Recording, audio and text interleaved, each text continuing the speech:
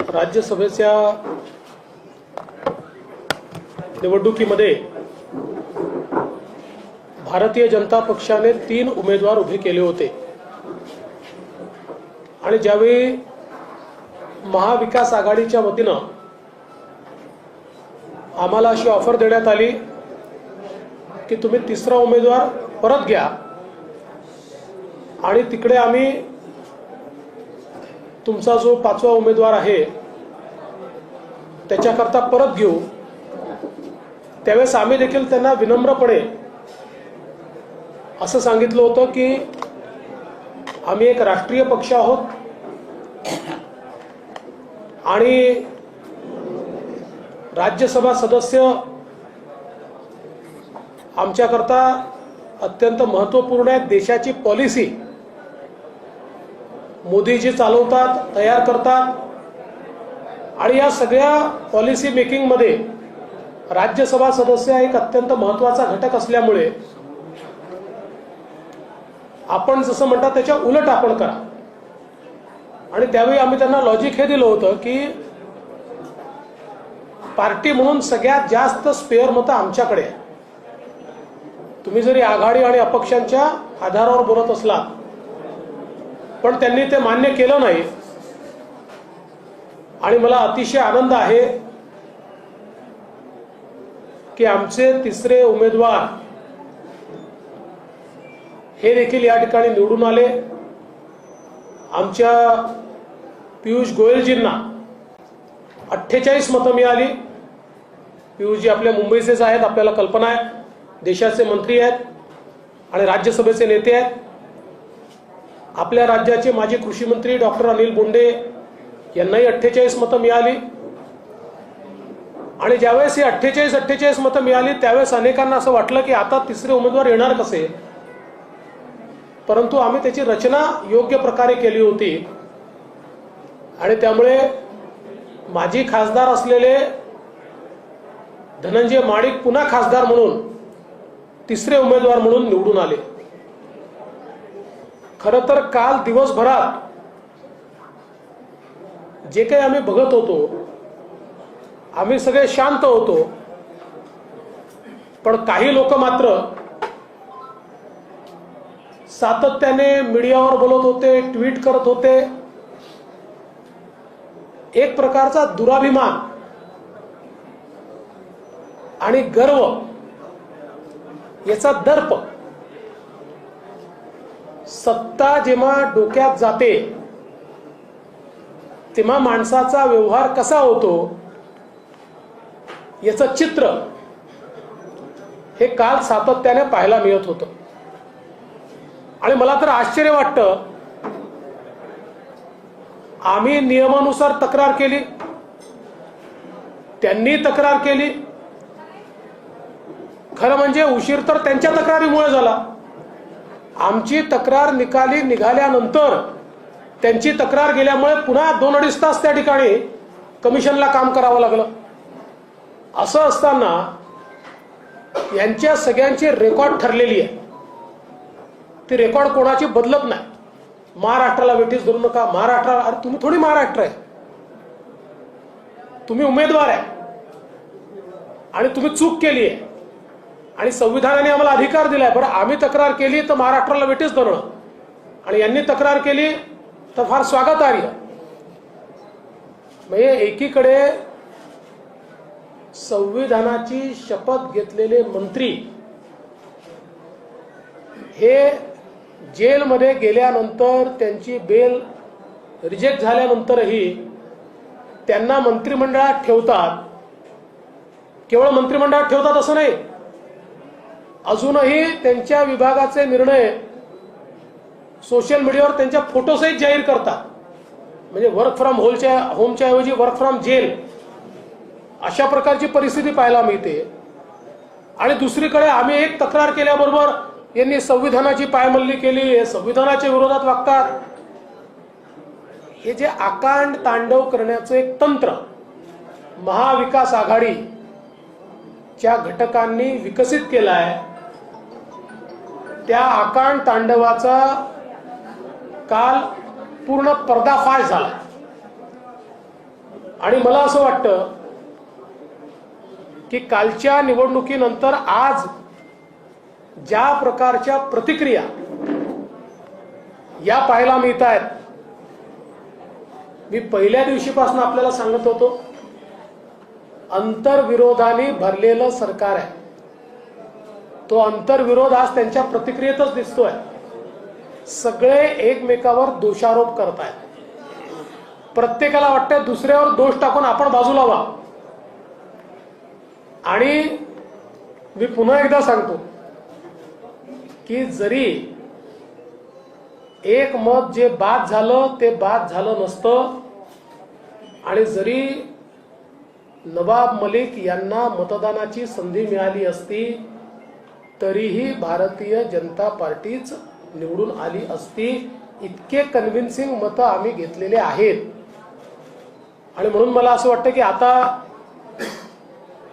आमची अपेक्षा एवढीच आहे, मी काही कोणाला सल्ला देण्याकरता बसलो नाही, तरीही सरकारने अंतर्मुख होऊन विचार केला पाहिजे. सरकारच्या आमदारांमध्ये प्रचंड अनरेस्ट आहे, भयानक अनरेस्ट आहे. कारण ज्यावेळी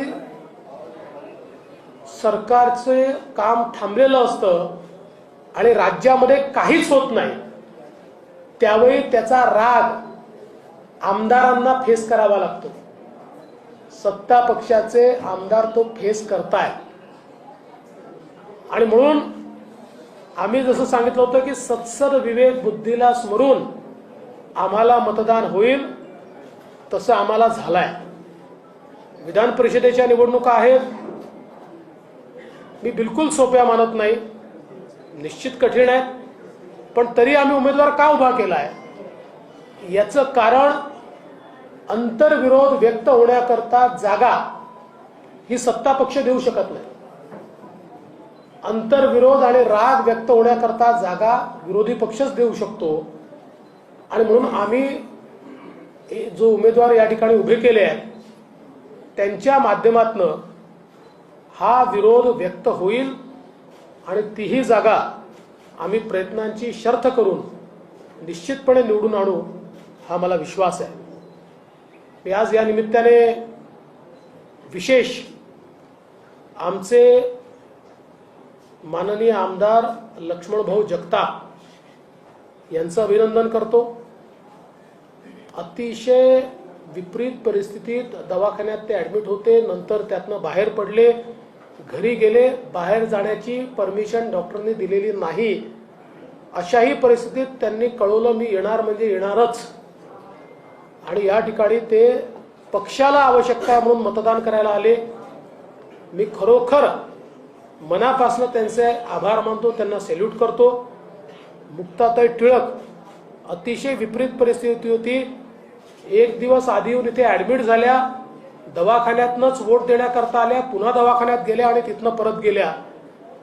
मला असं वाटतं हे जे स्पिरिट भारतीय जनता पक्षामध्ये आहे, आपण सरकारमध्ये आहोत की विरोधी पक्षात आहोत याचा विचार न करता आपल्याला एकसंघपणे जनतेकरता लढायचं आहे.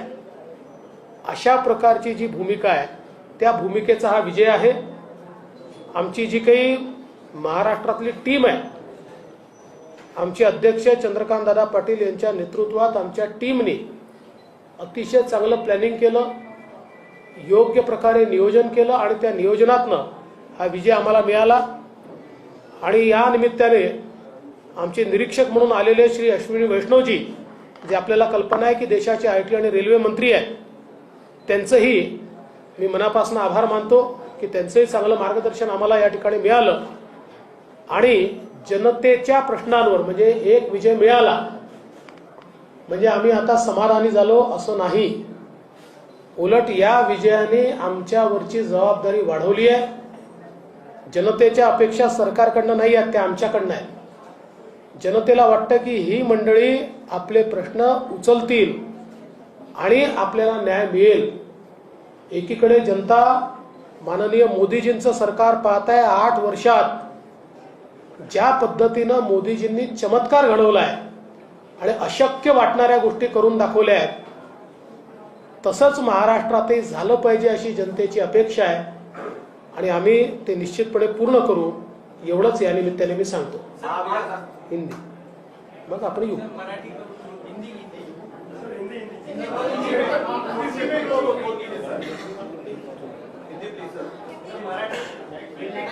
आज मुझे इस बात की बहुत खुशी है, भारतीय जनता पार्टी के तीनों उम्मीदवार राज्यसभा पर निर्वाचित हुए हैं. राज्यसभा में हमारे नेता और देश के मंत्री माननीय पीयूष जी गोयल जो हमारे मुंबई से हैं, वे रिकॉर्ड 48 वोट लेकर यहाँ पर निर्वाचित हुए. हमारे महाराष्ट्र के पूर्व कृषि मंत्री डॉक्टर अनिल बोंडे जी, ये भी रिकॉर्ड 48 वोट लेकर निर्वाचित हुए. पूर्व सांसद और फिर से सांसद बने धनंजय महाडिक जी, इन्होंने कोल्हापुर की पद्धति से कुश्ती लड़ते हुए अंतिम क्षणों में ऐसा धोबी पछाड़ लगाया, ऐसा दाव खेला कि जिसके कारण शिवसेना के पहले नंबर के अधिकृत उम्मीदवार श्री संजय राउत जी, इनसे भी ज्यादा वोट लेकर धनंजय महाडिक जी चुनकर आए. मैं ऐसा मानता हूं कि निश्चित रूप से हमारी महाराष्ट्र की जो टीम है, माननीय चंद्रकांत दादा पाटिल इनके नेतृत्व में जो काम हुआ है, उस नियोजन के कारण ये विजय हमको मिली है. मैं ऐसा मानता हूं कि इस विजय के बाद जो बात मैं लगातार कह रहा था कि 2019 में महाराष्ट्र की जनता ने मोदी जी पर विश्वास रखते हुए महाराष्ट्र में बीजेपी को चुनकर दिया और साथ में शिवसेना को चुनकर दिया, और जिस प्रकार से हमारी पीठ में खंजर घोंपकर एक सरकार तैयार की गई, ये अंतर विरोध से भरी हुई सरकार चल नहीं पाएगी, काम नहीं कर पाएगी. चल तो रही है, लेकिन मुख्यमंत्री जी की कार चल रही है, सरकार बंद है, सरकार नहीं चल रही है. और आज जहां देश में 8 वर्षों में माननीय मोदी जी ने देश को बदला है, वही देश का सबसे अहम राज्य महाराष्ट्र पिछले 2.5 साल से बंद है. पिछले 2.5 साल से यहाँ के प्रोजेक्ट्स बंद है. न किसानों के बारे में कोई सोचता है, न मजदूरों के बारे में कोई सोचता है. सरकार कोई काम करती हुई हमको दिखाई नहीं पड़ती. और इसी अंतर विरोध को हमने राज्यसभा के चुनाव में भी देखा. राज्यसभा के चुनाव में जिस प्रकार से हमको वोट मिले हैं, जिस प्रकार से अपनी सत्सद विवेक बुद्धि को जागरूक कर कई एमएलएज ने हमको चुनकर दिया है, उन सबका मैं आभार व्यक्त करता हूं. मुझे ऐसा लगता है कि ये जो अभी खिसियानी बिल्ली खंबा नोचे वाली स्थिति महाविकास आघाड़ी की दिखाई पड़ रही है, लोगों को विक्टिमाइज करने की जगह उन्होंने इस हार से ये सीखना चाहिए कि जनता में भी अनरेस्ट है और उनके एमएलएज में भी अनरेस्ट है, और ये अनरेस्ट रिफ्लेक्ट हो रहा है. और इसलिए अपने कारोबार को सुधारने का प्रयास महाविकास आघाड़ी ने करना चाहिए. जिस प्रकार का भ्रष्टाचार, अनाचार, दुराचार, अत्याचार महाराष्ट्र में देखने को मिल रहा है, महाराष्ट्र की जनता उससे निजात चाहती है, और उसी का रिफ्लेक्शन आने वाले सारे चुनाव में देखने को मिलेगा और महाविकास आघाड़ी परास्त होगी. मैं हमारे तीनों चुनकर आए हुए सांसदों का बहुत बहुत अभिनंदन करता हूं. सर, माणसं आपलीसी करण्याची कला देवेंद्र फडणवीस यांच्याकडे आहे, त्याच्यामुळेच त्यांना हा चमत्कार घडला, अशी सूचक प्रतिक्रिया शरद पवार यांची आली आहे. त्याच्याकडे कसं? मला असं वाटतं की एकेकाळी आणि आजही पवार साहेबांबद्दलही असं बोललं जायचं की ते माणसं जवळ करतात, सगळीकडे त्यांचे मित्र असतात. तसं आता आमचेही आहेत, सगळीकडे संबंध चांगले आहेत. आणि विशेषतः मला असं वाटतं की राजकारणामध्ये जिथे गॅप असेल, जिथे अंतर्विरोध असेल, तिथे तिथे विरोधी पक्षाने योग्य काम करायचं असतं. ते योग्य काम आम्ही केलेलं आहे. याचा परिणाम सरकारवर होईल. याचा परिणाम करून दाखवलाय. पॉलिटिकल करेक्ट कार्यक्रम कधी मला असं वाटतं की मी एकदम कुठल्या तरी निष्कर्षाला जाणाऱ्यापैकी नाही आहे. पॉलिटिकल करेक्ट कार्यक्रम कधी होईल, जेव्हा होईल तेव्हा तो तुम्हाला दिसेल. पण आम्ही मात्र केवळ 2024 ची तयारी करतोय. 2024 ची लोकसभा, 2024 ची विधानसभा पूर्ण बहुमताने भारतीय जनता पार्टी जिंकेल. सर, घोडेबाजार केला जातोय त्यावेळेस 6 ते 8 मिनिटं आम्हाला मिळणं अपेक्षित होती, पण मिळाली नाही. कारण घोडेबाजार समोर उभा होता. वारंवार ते इथे येऊन असं आहे की आमदारांना घोडे म्हणणं ही त्यांची संस्कृती असू शकते. खरं म्हणजे त्यांनी घोडेबाजार ज्या दिवशीपासून सुरू केला त्या दिवशीपासूनच त्यांच्या आमदारांनी फैसला केला की आपल्याला घोडा म्हणतायत तर आपली आवश्यकता यांना नाही आहे आणि त्याच्यामुळे आपण आता बीजेपी सोबत गेलं पाहिजे. असं आहे, संजय राऊतांनी या गोष्टीचं आत्मपरीक्षण केलं पाहिजे की त्यांच्यापेक्षा जास्त आमच्या तिसऱ्या उमेदवाराला मतं मिळालेली आहेत. याचं आत्मपरीक्षण त्यांनी केलं पाहिजे. आणि काल दिवसभर ते जे काही बोलत होते, आम्ही बाज आहोत आणि आम्ही हे आहोत आणि आम्ही ते आहोत, आणि मला असं वाटतं की एवढा कुठल्याही व्यक्तीला सत्ता येते जाते, पण ती एवढ्या डोक्यात न्यायची नसते.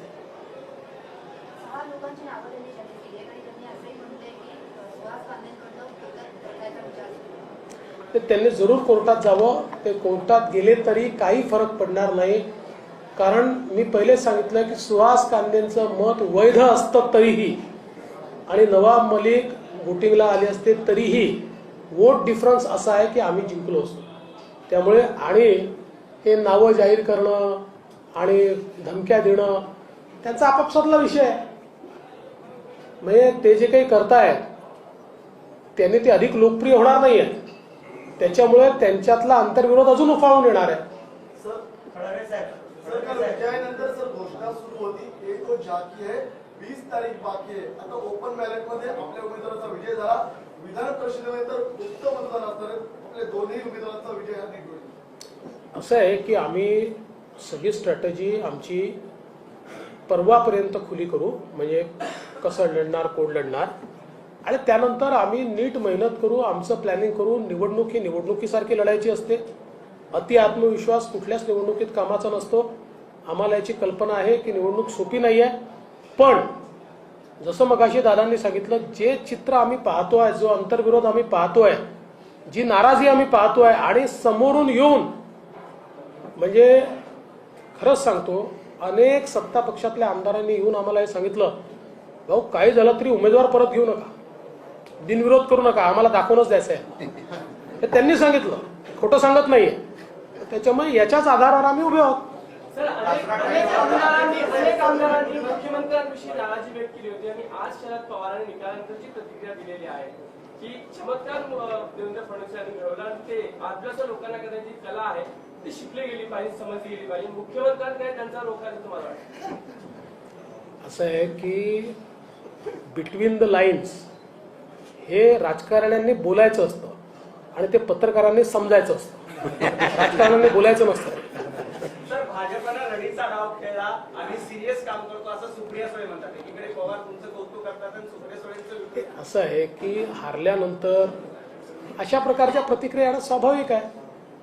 फडणवीस साहेब, संजय राऊत साहेब असं म्हणाले की भारतीय जनता पार्टीकडनं मोठ्या प्रमाणात घोड्या बाजार भरवण्यात आला आणि त्यांची बोली लावली बाजारामध्ये आणि घोड्यांना हरभरे चालण्यात आले आणि या निवडणुकीसाठी भारतीय जनता पक्षाने मोठ्या प्रमाणात पैशाचा वापर केला.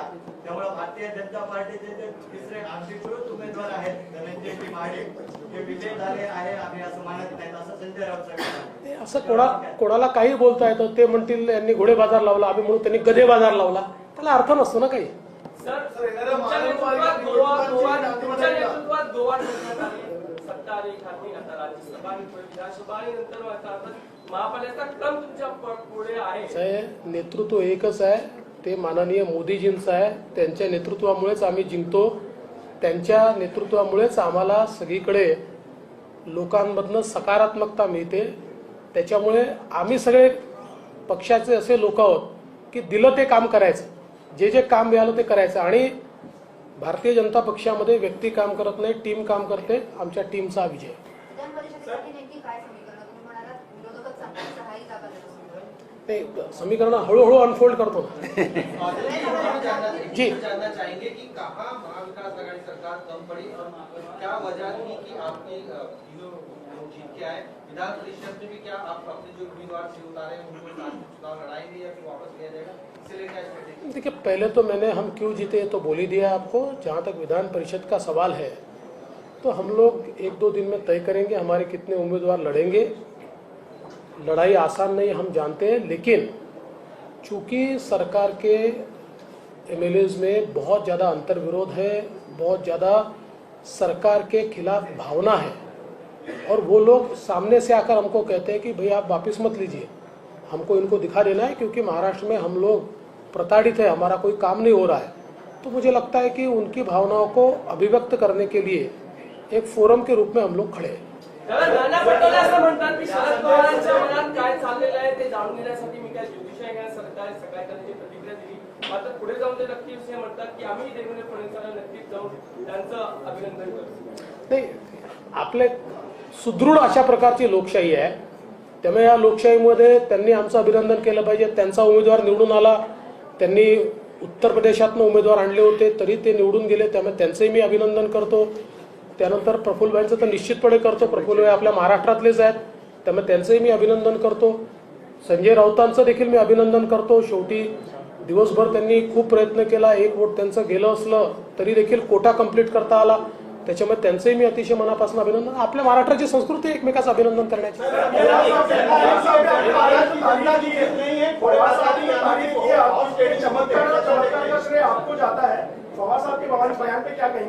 ये मुझे बहुत खुशी है. देखिए, राजनीति में सारे लोगों से संबंध रखना ये महाराष्ट्र की एक पुरानी रीत है.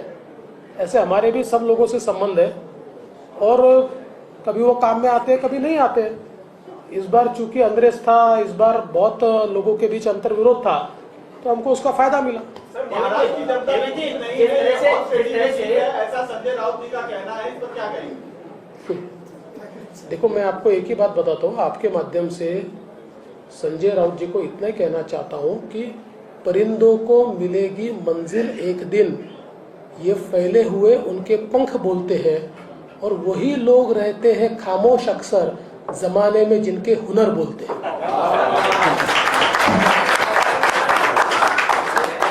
लास्ट, क्या संजय राउत जी से जो है उनके पार्टी के विधायक भी नाराज थे, जिस वजह से वो अंतिम दिखाई पड़ रहा है वैसा, बिल्कुल दिखाई पड़ रहा है. देखिए, क्या होता है ना, सत्ता में जब आप होते तो आपकी नम्रता ये लोगों को ज्यादा भाती है.